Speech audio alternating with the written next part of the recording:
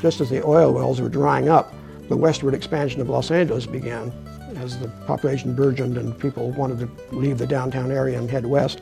The real spark behind the creation of Hancock Park was Henry Hancock's son, George Allen Hancock. And he lived from 1875 to 1965, so he saw 90 years worth of Los Angeles history. He's been described as a sea captain, an oil man, an explorer, a developer, a banker, an aviator, a musician, and a philanthropist.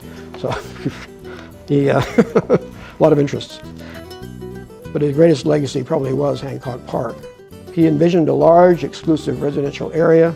The streets were laid out, but many of them had a kind of a curve in them to get away from that sort of harsh urban grid.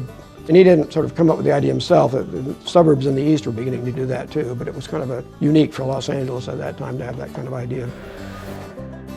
He was instrumental in founding the Wilshire Country Club. That was in 1919, 105-acre community center, which he envisioned as being kind of the center of the development. Under his direction, all streets had to be concrete. Utilities had to be either undergrounded or out of sight, which is unusual at that time.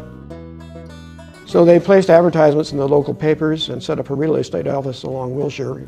And construction of the first houses occurred on Rossmore Avenue. And they would charge $15,000 for an undeveloped lot, which was astounding in those days because you could build a really nice house for that amount. But it was so popular, it was pretty well sold out by 1930. So over the ensuing years, many of the movers and shakers of Los Angeles moved out to this prestigious neighborhood, included the Doheny, Chandler, Van Nuys, O'Melveny, Banning, and Van de Kamp families. In later years, these financial titans were joined by Hollywood celebrities, among them Howard Hughes, Mae West, and Nat King Cole, who was the first African-American to live in Hancock Park.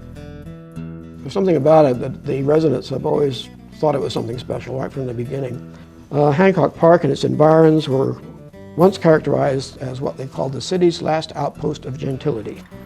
Although that might be an overstatement, it's certainly true that some of Los Angeles' most beautiful houses and most influential people have occupied the area for almost 100 years.